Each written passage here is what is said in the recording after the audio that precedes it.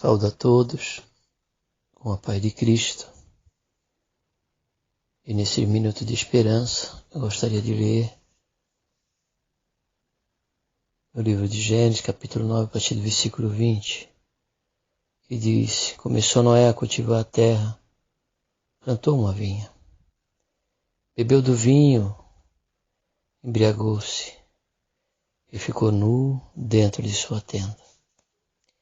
E Cão, pai de Canaã, vendo a nudez de seu pai, fê-lo saber fora seus 12 irmãos.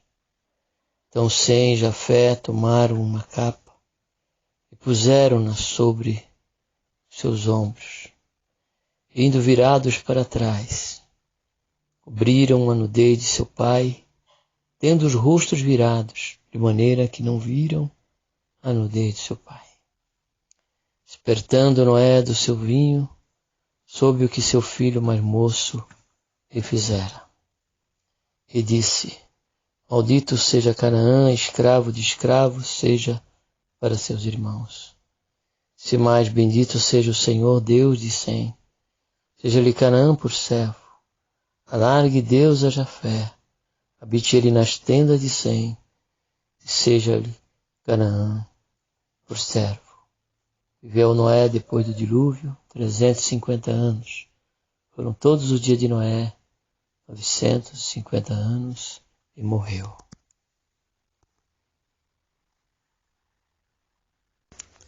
Gostaria de tributar a Deus a honra, a glória e o louvor pelo que Ele é. E ser grato a Deus por tudo quanto Ele tem feito, faz e que está fazendo e ainda fará pelas nossas vidas. Gostaria, irmãos e amados ouvintes, de consubstanciar esta leitura que fizemos no seguinte tema: embriaguez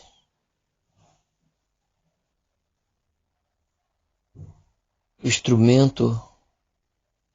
instrumento de vergonha. O texto que nós lemos, irmãos, é deprimente.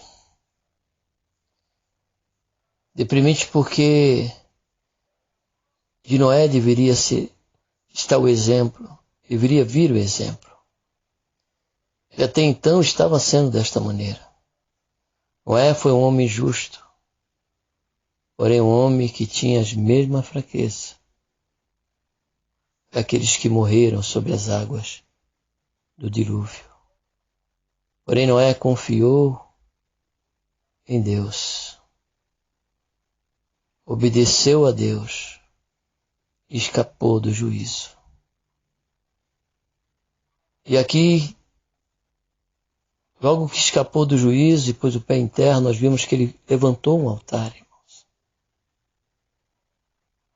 O que eu quero dizer para você, o que me chama a atenção nesta leitura agora, que nós acabamos de fazer, é que aqui mostra primeiro um homem, a mensagem que nós vimos anteriormente, um homem devoto, um homem que se mostrou ser uma pessoa religiosa. Porém aqui nós vemos um homem que acabou se dando ao vinho, ficou embriagado, consequentemente sem o controle dos seus sentidos, porque é isso que a bebida faz. Ela tem destruído vidas, diz-nos as estimativas, que morrem mais pessoas por acidente de trânsito, por questões, tantas outras questões de homicídio e violência, cuja fonte é a embriaguez. E aqui a Bíblia, nos seus primeiros capítulos, já revela esse pecado que tem sido algo que até no dia de hoje, irmão, não tem sido diferente como foi em Noé. Foi o motivo de vergonha, ficando nu dentro da sua própria casa. Você ainda que tem esse costume, você que aí que conhece seu parente, seu amigo, leia esta passagem para ele, Gênesis capítulo 9, versículo 20, e mostra as consequências da embriaguez. Embriaguez essa oriunda do pecado, amados ouvintes.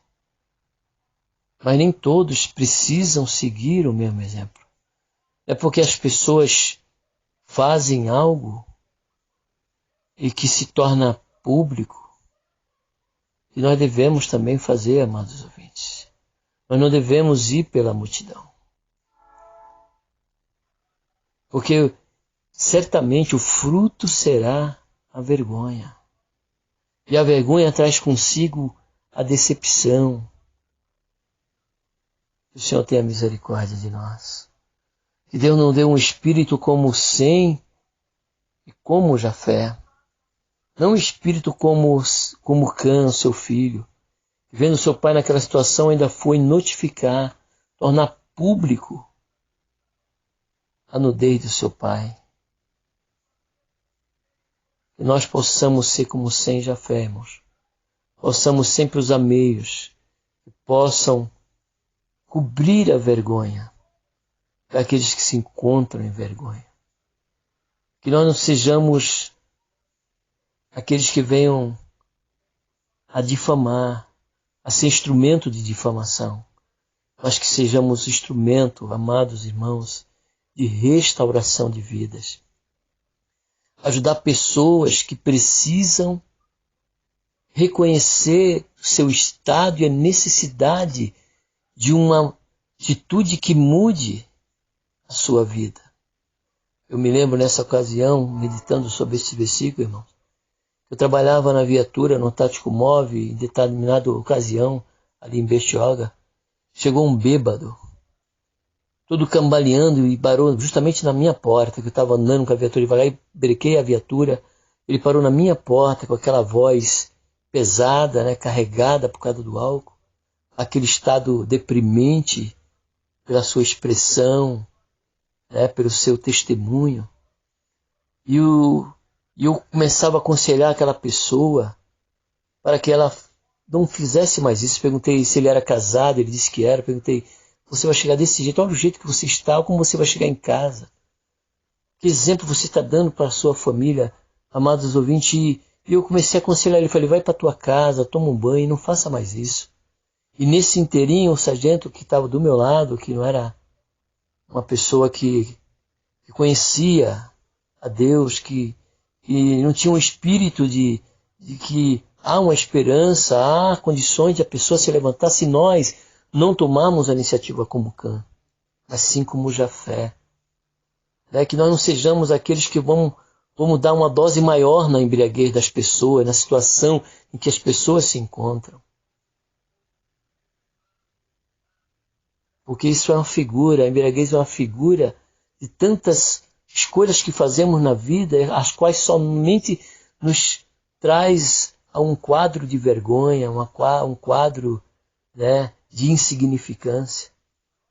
E eu falava para aquele sargento, aí eu aconselhei aquele rapaz, ele quis pisar com o pé em cima do meu pé no acelerador para mim que eu saísse, deixasse aquele bêbado, né, tratasse aquele bêbado como se fosse um lixo.